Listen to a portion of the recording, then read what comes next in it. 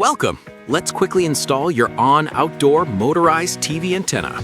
Start by sliding the 5U frequency vibrators onto the post.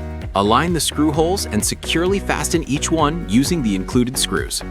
Next, insert the assembly into the main antenna unit and tighten the center screw to lock everything in place.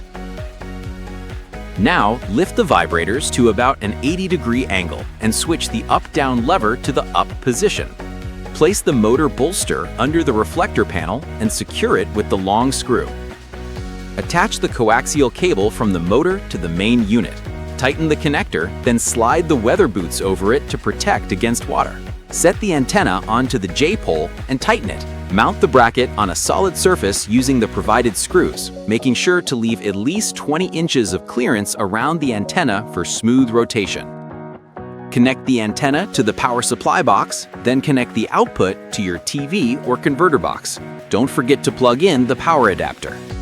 On your TV, set the input to antenna or air mode and run a channel scan. Use the wireless remote to rotate the antenna until you get the best reception.